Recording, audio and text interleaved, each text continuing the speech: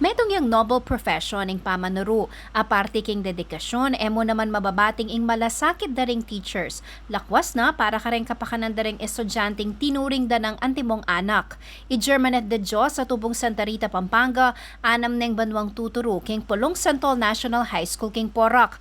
Kwento na king CLTV36 News, ating kanong pamikatago nagagasos yang sarili ng pera, bang lakwas mas maging epektibo ing kayang teaching process. Minsan atin lang pong kailangan bayaran keng eskwela, katulad po tang atin lang pong performance task. So bilang maestra po, syempre, mo lang sopan, kailangan mo pong sahod or financial assistance. Karela, and mo naman po, kalupana naman po nitang keng kaming pamanuro. Minsan po, rin po sasapat. Siyempre, retang allowance po na manibat po kayong katamong gobyerno. Kaya po, talagang po ay iwasan na minsan atin pong times na manabono kami. Aminado yung gobyerno ang malyalyari taga na ini. Anya naman pinirma na neka ng Presidente Ferdinand Marcos Jr. ang Republic Act 11997 o Kabalikat sa Pagtuturo Act niting Lunes, June 3. Kapamilatan ning bayong batas, midobli ang annual teaching allowance na ring public school teachers. Ing dating 5,000 pesos, magining 10,000 pesos at non-taxable ya kano ini. Mibiyaya kano ing additional allowance sa ini king school year 2025 to 2026.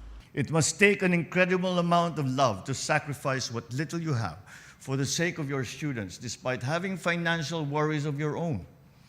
With the passage of this law, we are easing some of the burden that you carry each day. Basiking RA 11997, magamit yung teaching allowance king pamanyaling tangible ang pang intangible learning materials, pamamayad incidental expenses at king implementasyon daring mialiwang learning delivery modalities.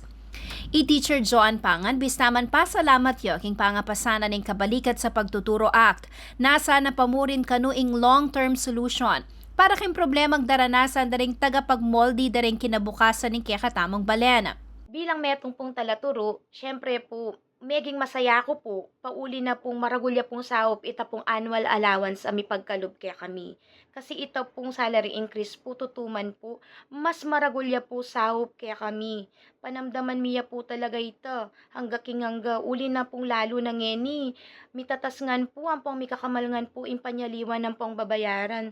Sana po pakiramdaman nyo kaya po bilang talaturu. Welcome development naman kanuini para kareng sablang talaturu king mabilog a bangsa, agpangking action and solidarity for the empowerment of teachers so assert.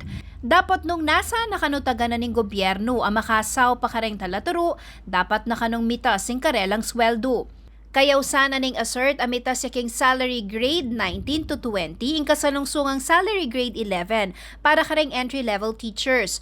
Tutumbas yang 27,000 pesos ang salary grade 11, kabamiras namang 51 to 57,000 pesos ang salary grade 19 to 20. Na alam naman po natin ang kanilang kalagayan na nabubuhay sa London, loan dito, at nababaon sa utang ang mga guro natin dahil talagang kapos na kapos yung sweldo na kanilang tinatanggap. Aparte king salary increase, nasa na naman kanuning assert ang mabawas na ring non-essential paperwork sa ring teachers at dagdag pasakit kanu karela. Nakita po natin wala pong nabawas. Meron pa hong nadagdag yung report na inihahanda doon sa Catch-Up Friday. Ako kaya kayong talasuyo Jennifer Salenga, ating pusong makabalan.